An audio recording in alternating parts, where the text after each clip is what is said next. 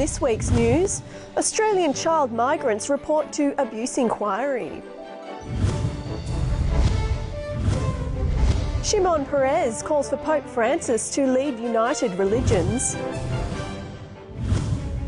And a whale of a tale on Britain's beaches. This is InFocus Christian News and Current Affairs. Hi, welcome to the program. I'm Kent Kingston, and at the news desk is Danielle Sinnott. How are you, Danielle? I'm pretty good, Kent. How are you? Yeah, pretty well. And I could be even better, it seems. Sue Radd, our nutritionist, will be in a little bit later, talking about how your diet might actually make the difference between preventing cancer or actually increasing your risk. So yeah, a few important tips there. Yeah, she's sharing some amazing stuff, Kent, and even getting down to phytonutrients and just simple things, simple adjustments. Breaking it down for us lay people. That's right. I'm also really looking forward to meeting Naomi Reed. She was a missionary to Nepal for many years and now a best-selling author and storyteller. Yeah, so that should be interesting. Yeah. And stay tuned for that one, guys. She's a real goer. Yep. After the news. Thanks, Kent. More than 60 Australians are due to appear before a Northern Ireland government inquiry into historical institutional abuse. Those giving evidence are just some of the 140 or so disadvantaged children who were taken from church or state institutions in Northern Ireland and shipped to Australia, mostly after the Second World War. According to news.com.au, a number of those who were child migrants allege they were transferred without parental consent, were cut off from family members and suffered abuse in Australian welfare institutions. It's believed the Catholic Sisters of Nazareth order was responsible for 111 of the removals to Australia. The Northern Ireland inquiry will share the evidence it receives with the Australian Royal Commission into institutional responses to child sexual abuse. While Australia struggles with how to deal with irregular boat arrivals, a Christian couple from Malta have put a radical plan into action to save lives in their part of the world. Last month, Chris and Regina Catrimboni launched their migrant offshore aid station in the Mediterranean. Their ship, the Phoenix One, anchors in busy migrant shipping lanes and offers assistance to boats in distress. Over the last 3 months, it's believed that 1,600 people died trying to cross the Mediterranean from Libya to Malta. But thanks to the Catrimbonis and their team, that number is 300 less than it might have been. While international players are encouraging Ukraine and Russia to negotiate an end to their conflict, the head of the Ukrainian Orthodox Church has lashed out, saying Russian President Vladimir Putin is possessed by the devil. According to Sky News, Patriarch Filaret accused Putin of lying about Russia's involvement in the insurgency and compared him to Judas Iscariot. The comments are likely to exacerbate tensions between Ukraine's various ethnic and religious communities. Israel's former president, Shimon Peres, has asked Pope Francis to head up a united religions organisation that would counter the influence of religious extremism. According to Crux, Mr Peres says the United Nations has run its course and that an organisation of united religions would have more moral authority to speak to the issues of the day. Mr Peres said that lately conflicts are triggered by people who use religion to excuse their violence. He said that Pope Francis is the only world leader respected enough to end today's wars. So far, the Pope has not expressed any interest in putting the plan into action. Both Catholic and Protestant churches in Germany are reporting thousands of membership losses after a change in tax law prompted many to officially deny their religion. According to Reuters, German tax law diverts 8 or 9% of a taxpayer's income to the church of their choice. It seems the arrangement had been quietly accepted for many years, but a change of policy that now sees the church payments being connected with capital gains tax has triggered a sudden rush of church membership withdrawals, up to 50% from last year.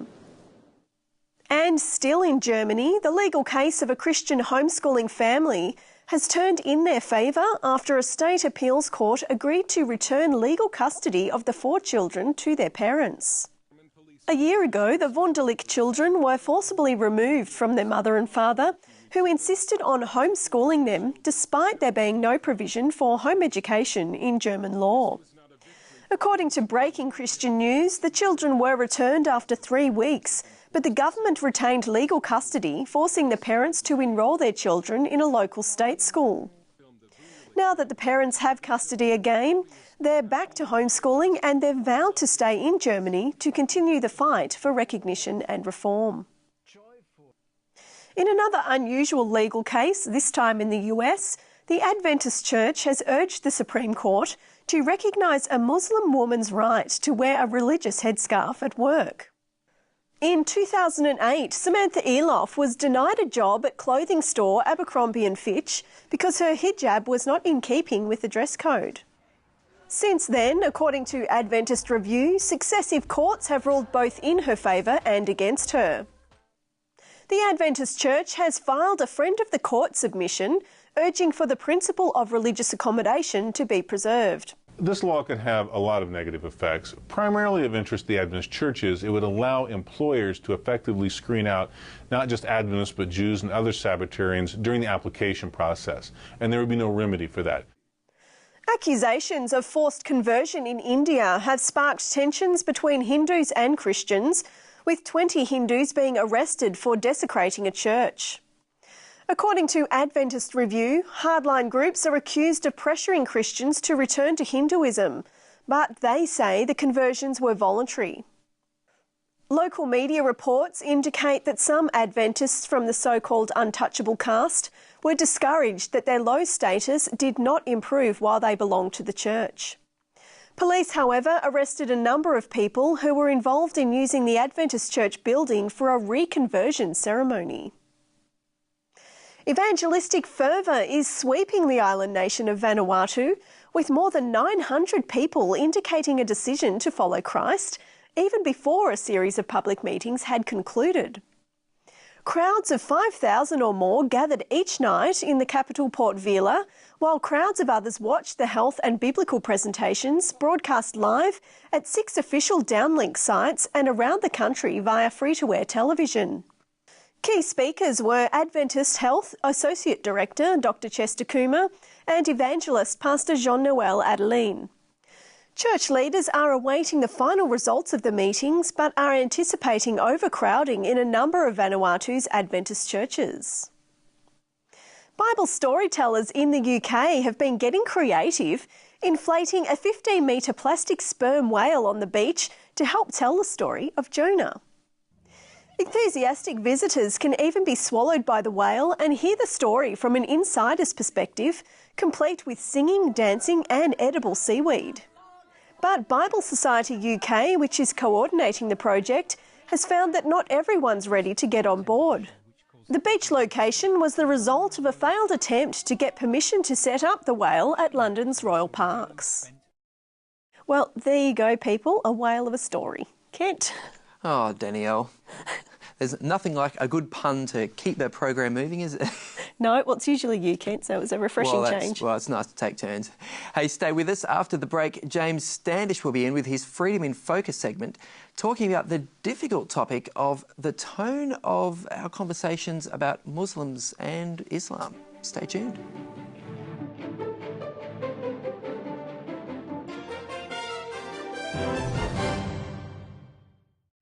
Signs of the Times, a magazine for a world on the brink. And this month in Signs, can you really face death with good cheer? How to make and keep friends in your adulthood. PayPal and Tesla founder Elon Musk on his amazing world. Tracing the footsteps of Jesus in Israel's far north. All in this month's Signs of the Times. Subscribe to Signs today and change your life.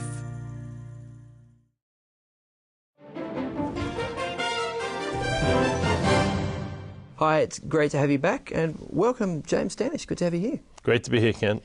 Now, James, a little while back we had a news story about, I think it was 150 religious leaders in Australia who are very concerned about the tone and the tenor of the discussion about radical Islam and terrorism and how that's affecting Muslims, everyday people right here in Australia. Yeah, I think they have a right to be concerned. The religious leaders in question came from across the religious spectrum, Jewish, Christian, Muslim, and so forth. And I think the concern is that there's a danger that the worst actions of the worst actors be conflated with everyday Muslims. And if you don't see the difference, or if we don't see the difference as a society, well, we could easily mislabel people, their intents and their reality, with the actions of really quite a fringy sub-element of their community. I mean, is this a problem that Islam has in particular with a radical fringe? I mean, is this, a lot of people say, well, this is what the religion's like? Well, first of all, we've got to take a step back and say, you know, Islam is a very large religion. Sure. Okay, over 1 billion people. This is a lot of people. Second largest in the world. Yeah. That's exactly right. Yeah. So if we took all of Christianity across the board and we said everything that happened by Christians who were violent or extremists or so forth represented every Christian, we'd have a problem. We normally break it down and say, well, it's not my fault because I'm a Methodist or I'm a Anglican or whatever it is. But if you look at Christianity across the board, of course we do have problems. This period of time currently is not a time where the worst abuses within Christianity are happening, but even then, just in our lifetime, we remember the abuses of the IRA. Sure. Or now they have the real IRA, you know, who claim to be representing Catholicism. Sure. And of course, we had radical Protestants as well, who doing terrible things in Northern Ireland. So that's just within this community. The guys who did the Oklahoma City bombing also came from Christian backgrounds. And Anders Breivik, who believed he was conducting some sort of crusade. That's exactly right. Who did the killings in Norway? So the bottom line is, I don't go out in society thinking that he represents me or that I have any that we're connected in any way philosophically or even theologically. Yes, he claims to be a Christian. I claim to be a Christian, but there's nothing between us. And I think that we have to keep that in mind. If every Muslim was a jihadist, we'd know about it very, very soon. We wouldn't.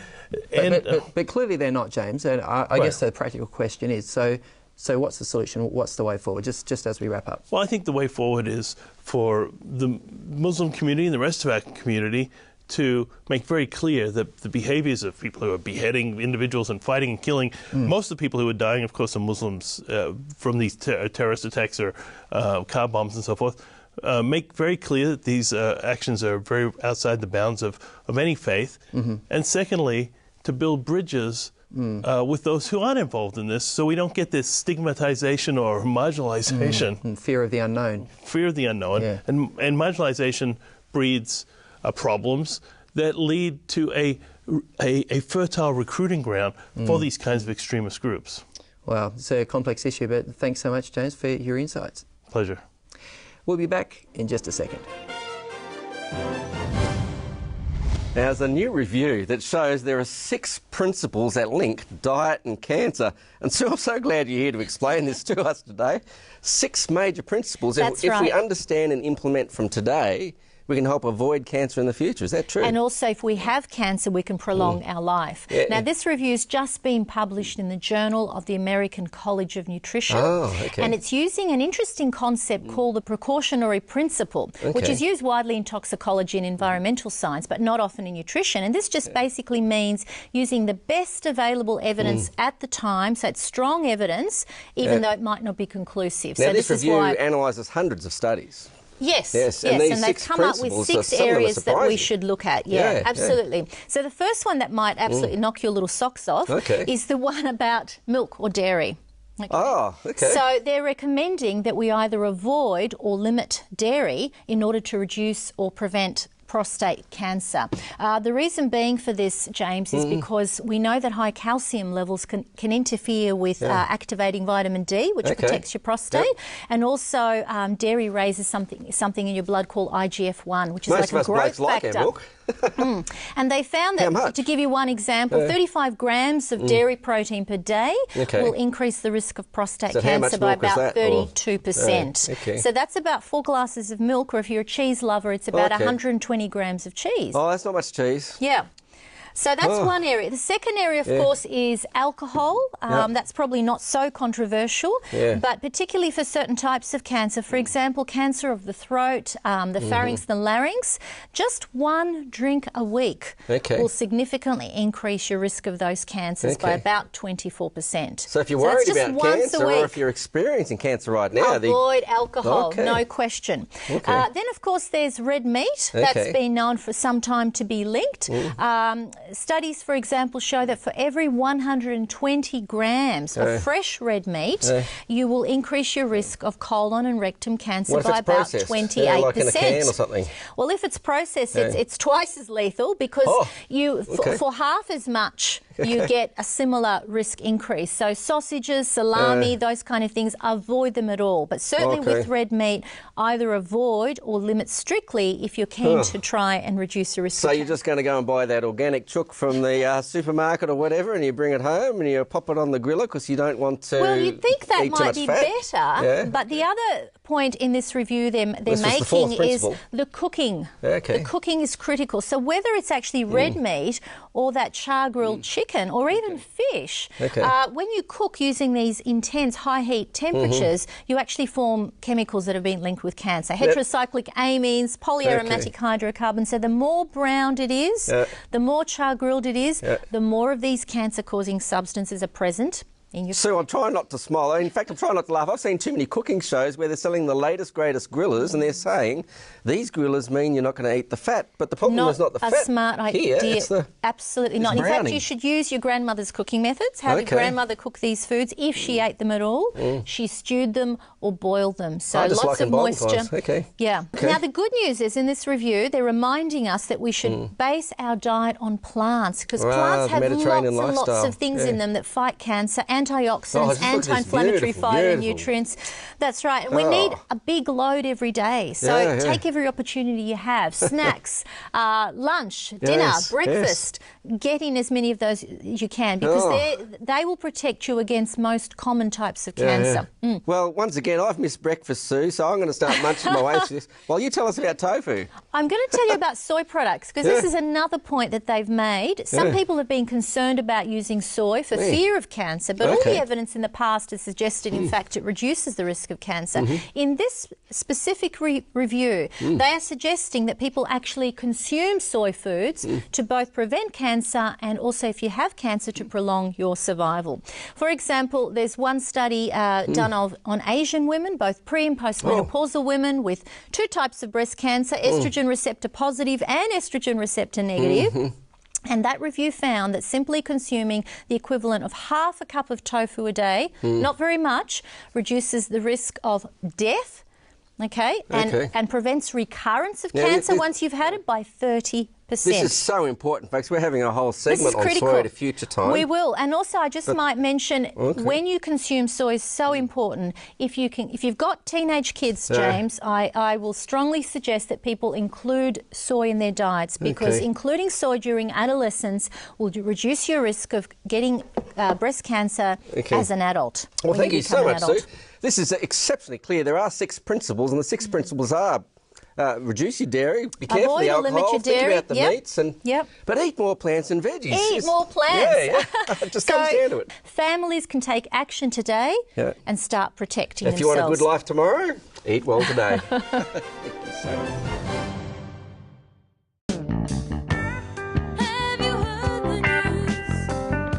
No matter what shade of musical taste you have, you might just find something that sings to you. It's all waiting to be discovered at saltermusic.com. Fresh and exciting original Christian music from Salter Music. Hi, welcome back. Well, today we have Naomi Reed in the studio. She's a physio, which is good because my back's been giving me so is mine. a few issues. No, but seriously, you do have a physio background, but you've ended up being a bit of an author and a storyteller. Interesting journey, how that happened? Yeah, it was never the plan. I mean, you never plan anything, really, do you? But it actually happened because I was desperate. And so part of my story is that my husband and I, we spent 6 years in Nepal working with the Christian medical mission, INF. In Kathmandu or elsewhere? Pokhara, yeah. And so 6 years, and we were working in a leprosy hospital and a general hospital, and then training local physios. But then we came back, we went back with our 3 sons. And so the point that I became quite desperate. I mean, a lot, like, I don't want to sound negative, it was actually such a privilege to be there. We made the best friends and we just learnt so much. But you've written some books about those experiences too, haven't you? And that's the point, yeah. That's why I became desperate at the beginning of our 7th monsoon. And when it's your first, you think, oh, wow, you know, there's this novelty. This is very exotic. Yeah, 120 days of rain. But by the time it was our 7th, you know, I knew what was coming. And by then we were living in Dhulikhel. So Darren was out every day training Nepali physios at the Institute, and that was all very good. But I was at home homeschooling our 3 sons, who were then 4, 6 and 10. So if you've got sons, you've got sons. You can imagine, you know, 3 of them inside in 120 days of rain.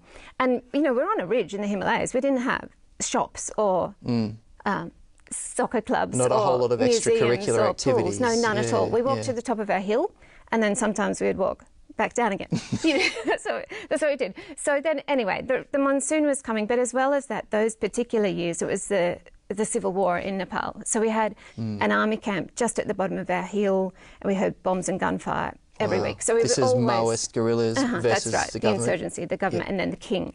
And it just got worse. 10,000 people had died. It was just at this point where everyone thought it was hopeless politically, you know.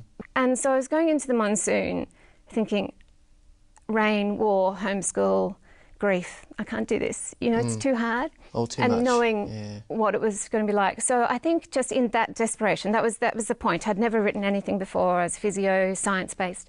I just got out the laptop, and every second night, about midnight, I would just type, and I just had to think and pray and somehow express myself somehow. So this is autobiography as therapy, isn't it? Kind of. Really? Well, yeah, sort of. Except, that, I mean, people say that, but it was a little bit obviously more crafted and deliberate than that. But it was such a helpful process for me to look back on other seasons of life and to consider, even Ecclesiastes 3. You know, what does that mean?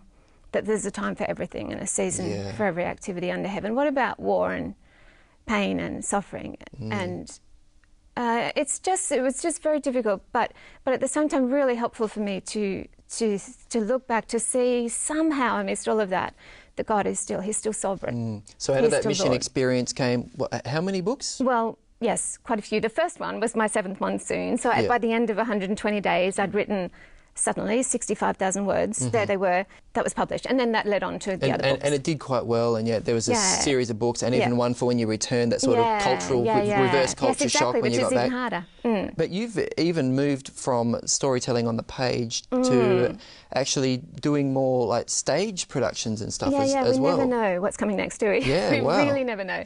So then, the book was published, and I started to see the power of stories. So people would just stop me at speaking engagements or in the shops, or they'd email me and say, thank you for sharing your story. Well, what was it about your stories you think that just sharing pain. Like I also shared about a period prior to Nepal where we'd lived through 5 miscarriages and struggled with pain and other types of grief, and but being honest with that, but not just blurting it out, because anyone can do that, but blurting it out in such a way that you find that hope in the middle of it, that you find that hope in God and what He's done for us through Jesus that allows us to keep walking. And so when people connect with those stories, they think, okay, good, because they haven't lived through that. It gives them hope. That's right. It's something similar. And they think, well, I can put my hope in that same God that Naomi does, and we can walk along together, which is what is a human shared journey, isn't it? And when we hear each other's stories, you go, And so when, because you're now doing sort of one-woman monologues and stage productions for kids and all this sort of stuff, are some of those same themes coming out through that hope through, despair and things like that? Absolutely. So I started, it was Christmas, and I started thinking about how can we not isolate the nativity story? How can we tell it in context and in a fresh way? So I told a Bible story through what I imagined through the voice of Mary, the mother, but not the young, in the one in blue by the manger. But say you imagined a 70-year-old Mary, what would she say looking back? If someone asked her story, how would she tell the whole thing? Because she wouldn't just go, donkey, baby, shepherds, would she? She'd go, the whole context of his life. The scripture tells us Mary treasured these things in her heart. Absolutely. So I imagine as an older lady, she would have... Still be treasuring and tell the whole story. What did it mean? And his life and the way he was and his death and resurrection and how that impacted the entire Roman world. You know, she would have. So I began with her and I wrote it and I put it on our church Christmas Eve. And afterwards, there's this old man who's just crying, saying, "I've never cried before in church." Wow. And it just showed me, if you take the story and just go from left of the action a bit, tell it the same, but tell it with skin on, tell it with, so they can smell those sheep and hear the sounds of the Roman soldiers and feel the swaddling cloths and the grave clothes together. You know, then it impacts us. So that's what I did. And it led on to all sorts of things. For example, friends of ours at church who collect biblical coins. And so they have an actual denarius that, you know, the one 12, you know, struck in 12 AD. Not the one, but maybe it was the one. Is this an actual denarius or is this a reproduction? No, it's a real thing. It was struck in 12 AD. And it might have been the one. This coin in my hand was struck in 12 AD. That Jesus held up and said, whose head is on the coin in... Whose head is on this coin? Well, there you go. And here is a silver shekel, an actual one, 2,000 years old, like the ones that Judas was paid for the betrayal of Jesus. But here we go. This is what struck me the most. 2 tiny little copper mites, like the widow's mites. And you're there, and you just touch them, and they're so tiny you can't really see them. Who bought oil with them, and who hid them, you know, in their little pouch. But you just imagine that old woman amidst all the other, you know, the rich people throwing in the shekels and making big noise. There she was. You know, she just was in the crowd. No one would have noticed her. She pulled it out. She dropped it in. Wouldn't have even noticed. Jesus noticed. And he said, "Do you see that woman? She gave more than all the others. They gave out of their plenty. She gave everything she had to live on." And I think for me, telling the story like that, and so I expanded that into another monologue, you know, it just helps people to go, oh yeah, we're connected. Like we're connected to each other's stories. We're connected to their stories. And God is doing this great big work. And he's going to bring it to completion one day. And he will help us and he will work in us until that day. Well, you're clearly inspired, Naomi, and probably a bit inspirational too. I'd love to go through all your books one by one and everything that you're doing right now, including a kids' stage show about Noah's Ark. Called The Zookeeper, actually. Called The Zookeeper. But if you jump on Naomi Reed's website, which is naomireed.info, naomireed.info, the address is right there on your screen. You can find out all about it. Thanks so much, Naomi, for coming in. Lovely. Thank you. We'll be back straight after the break.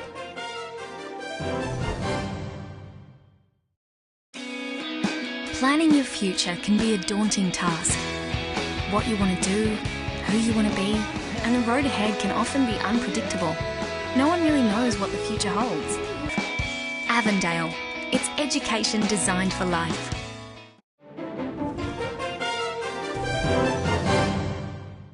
Well, that's another Record in Focus episode done and dusted. If you've got a story idea, why not give us a bell? Yes, our email address is letters@infocus.org.au, and of course, you can always stay in contact with us via Facebook or Twitter. That's right, or contact us at our website record.net.au.